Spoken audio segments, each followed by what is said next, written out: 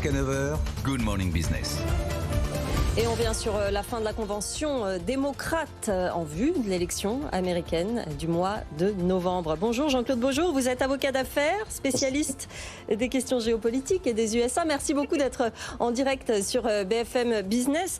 Première question, Kamala Harris, ça y est officiellement candidate des démocrates pour l'élection de novembre. Qu'est-ce que vous avez pensé de cette convention qui a eu lieu sur toute la semaine et puis de cette nuit avec son discours ?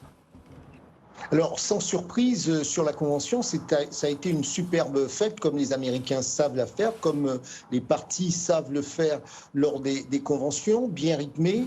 Kamala Harris est parvenue en très peu de temps. Souvenez-vous qu'elle a été déclarée candidate il y a quelques jours à peine. Elle est parvenue à faire l'unité derrière elle au sein du parti, à créer la surprise, faire l'unité et à mettre tout le monde en ordre de marche avec plusieurs anciens présidents. Le couple Obama est venu, l'ancien président Bill Clinton était présent, etc., etc. Donc, vous voyez très bien qu'elle est parvenue à créer cette dynamique, elle est parvenue à s'implanter. Maintenant, lors de son intervention, elle a un peu dit qui elle était, elle a parlé de ses origines, elle a parlé de son parcours, et maintenant, elle va devoir se livrer aux Américains. C'est la prochaine étape, livrer aux Américains, mais aussi, elle va devoir dire ce qu'elle compte faire. Alors, elle a un petit peu esquissé, pas beaucoup. Elle a parlé d'économie de l'opportunité en ciblant beaucoup les classes moyennes. Elle a un peu dit ce qu'elle ferait ou quelles sont ses grandes options sur le plan international, mais tout ça reste très subtil. Je crois que désormais,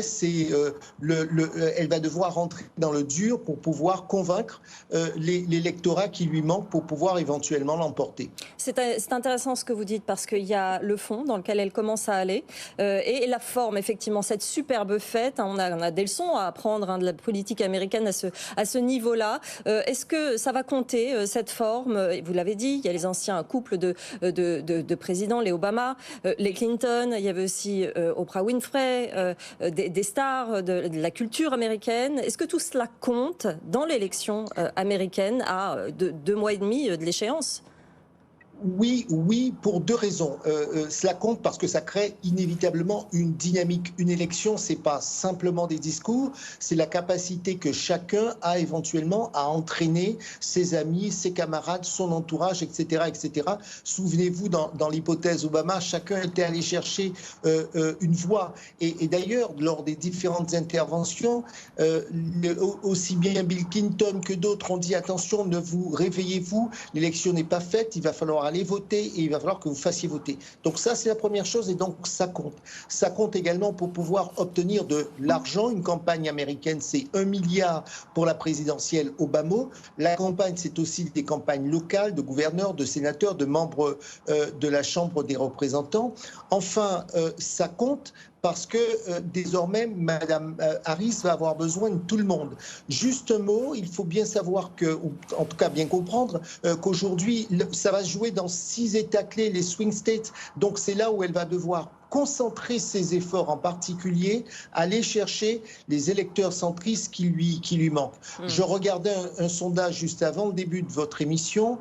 Si on regarde le vote communautaire, actuellement, 40% de l'électorat qui se dit d'origine blanche vote pour Kamala Harris contre 57-58% à Donald Trump. Donc on voit bien qu'il y a une réserve de voix. Elle va devoir aller chercher, convaincre cet électorat-là et donc sur les projets qui sont les siens et ceux du Parti démocrate. Justement, sur quel thème elle peut faire mouche ? On l'a entendu cette nuit. Elle a parlé, vous l'avez dit, des classes moyennes, de la réussite pour tous.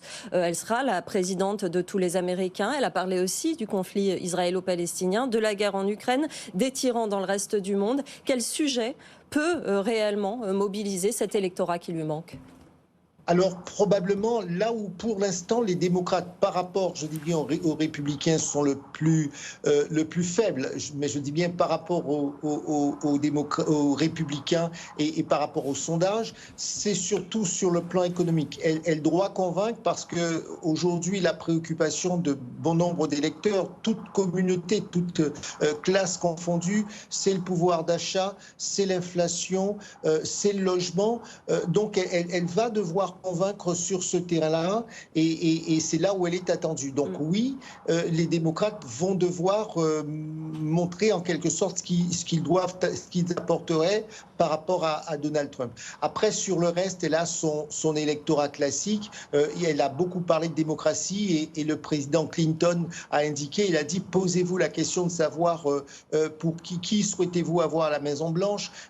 Et donc, on sent bien que ça sera l'un des principaux éléments des démocrates. C'est la démocratie, c'est le droit à l'avortement, ce sont les libertés publiques. Ça sera des thèmes de campagne forts pour eux, mais ils ne pourront pas faire l'impasse sur la politique économique et ils ont en tout état de cause intérêt à travailler beaucoup sur ce qu'on appelle le mur démocrate, 3 des 6 États clés qui sont dans le nord-est des États-Unis. Un phénomène intéressant dans cette campagne, c'est le fait qu'il y ait des républicains qui appellent à voter démocrate, qui se sont complètement désolidarisés de Donald Trump. Une quarantaine de cadres du Parti républicain qui se sont tournés vers Kamala Harris, qui dispose même d'un directeur national de l'engagement républicain. 40 cadres, c'est beaucoup. Il y avait ce phénomène déjà avec Joe Biden, mais là, ça s'est renforcé. Est-ce que ça peut faire une différence ? Alors oui, et là encore, ça peut faire une différence à la condition que ce soit une possibilité de voie ou d'entraînement d'un électorat dans les États bascules dont je vous parlais. En Géorgie, évidemment que ça peut faire la différence. La Géorgie est un État bascule. N'oublions pas l'Arizona, n'oublions pas un certain nombre d'États qui devront, que Kamala Harris devra récupérer. Et donc, oui, à la condition que ces ralliements soient des déclencheurs de voix dans les États bascules. J'ajoute qu'en termes d'image, évidemment, vous avez entendu pourquoi est-ce que ces personnalités républicaines ont rejoint le clan de Kamala Harris. Certains ont fait observer que le non-respect de la loi et des principes démocratiques avait été à l'origine de leur changement de camp politique et d'autres disant plus simplement voter Kamala Harris, ça n'est pas simplement voter démocrate, c'est voter pour le Parti démocrate, c'est voter pour la démocratie. Donc oui, il peut y avoir un effet, mais attention, il ne sera pas massif. Il ne s'agit pas de tout un pan du Parti républicain. Pour terminer, Jean-Claude Beaujour, c'est quoi la suite pour la candidate ? Le timing est très serré jusqu'à l'élection de novembre. Quels vont être les points du calendrier très importants ? Alors, la suite pour Mme Harris et le président Trump, c'est le prochain débat qu'ils auront au mois de septembre. Elle devra se préparer parce que, comme on l'a dit tout à l'heure, la convention est une grande messe bien huilée avec des gens qui vous sont favorables, dans une ambiance complètement positive. Nous sommes au mois d'août, aux États-Unis. C'est encore l'été. La rentrée des classes n'a pas encore eu lieu, les universités. Bref, il y a une ambiance encore estivale. Très rapidement, on va rentrer dans le fond du sujet et des sujets qui vont être abordés. Et donc, la prochaine étape, c'est vraiment le débat du mois de septembre auquel les candidats s'affronteront lors de ce débat. Et ça sera l'un des points importants, même s'il faut se méfier, un débat ne fait pas ou ne défait pas la campagne. En tout cas, il sera un point important. Et puis, tout au long de la suite, la manière dont ces équipes vont mener campagne et si elle saura continuer à mobiliser, et ça sera important, continuer à mobiliser le Parti démocrate à l'échelle nationale. Merci beaucoup Jean-Claude Beaujour pour cette analyse. Je rappelle que vous êtes avocat d'affaires et spécialiste des questions géopolitiques et des USA. Merci d'avoir été ce matin en direct dans Good Morning Business.